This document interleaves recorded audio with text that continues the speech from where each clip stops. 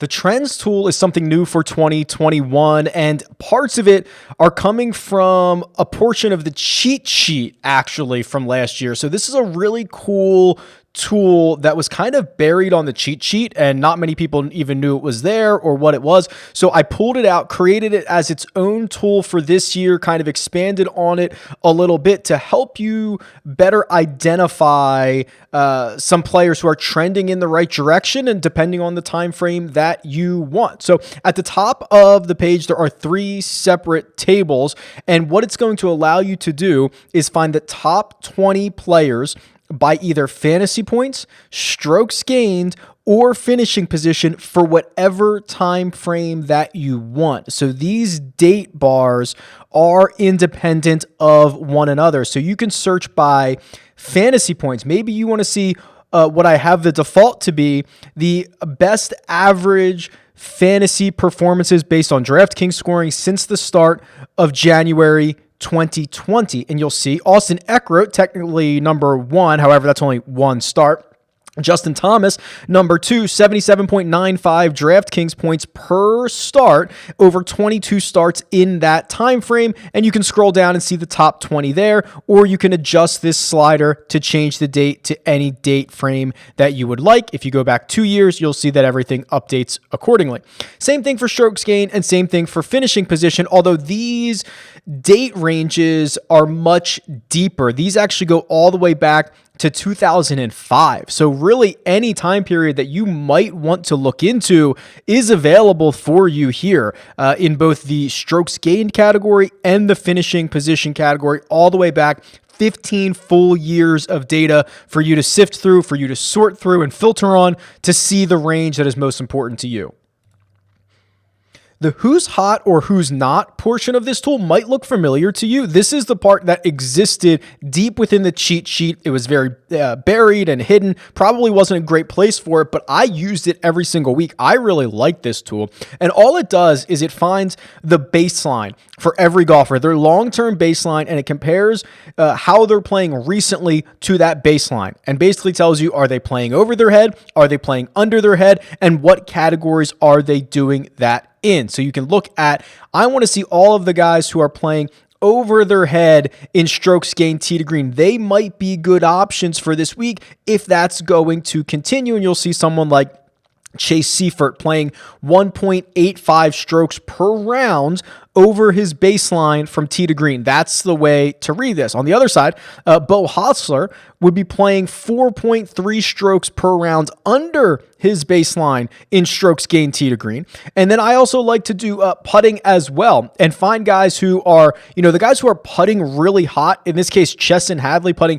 2.29 strokes over his baseline. That usually regresses. That usually comes back a little bit. But the who's not side of the putting, guys that you would expect to bounce back to their average. Denny McCarthy, great putter and still gaining strokes. He can still gain strokes if he's putting poorly, but this is a stroke below his baseline, which is crazy. That's certainly going to come back to earth for Denny McCarthy. So these would be guys that I would actually think on the right-hand side that putting's going to come back and they're going to be they actually have some room to grow.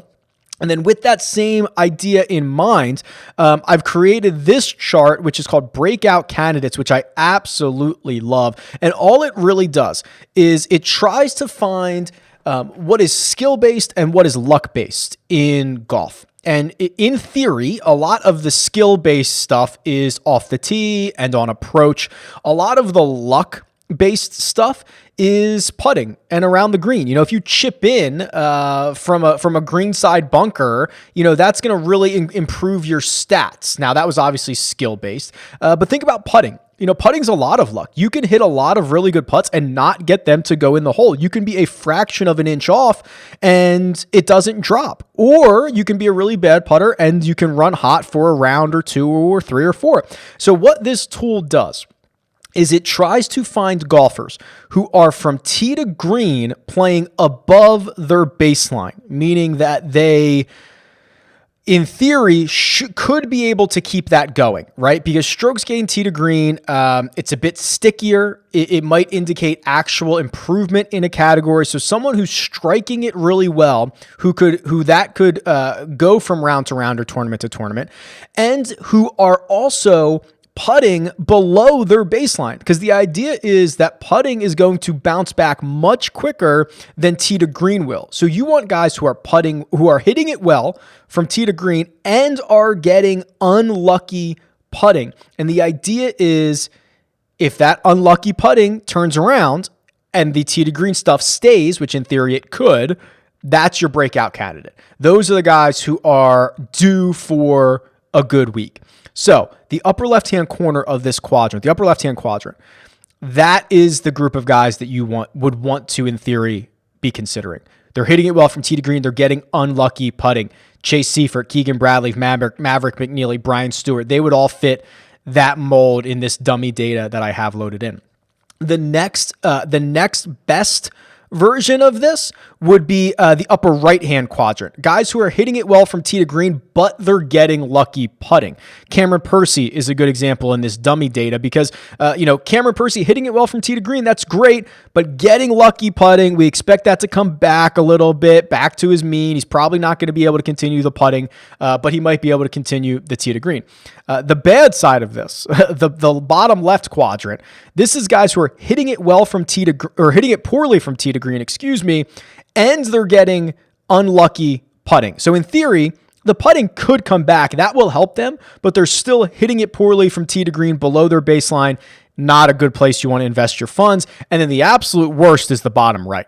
The absolute worst is guys who are hitting it from tee to green worse than normal, and they're getting lucky putting. So while the results might be better for guys in the bottom right-hand quadrant than the bottom left-hand quadrant, like better recently, the bottom right-hand quadrant are the guys that we would expect to really fall off a cliff. They're not hitting it well from tee to green, and that lucky putting is going to go away. These are guys that are in big trouble. I would stay away from almost every single time. So that's how I break down the quadrants, and that's how I break down the trends tool for the 2021 season.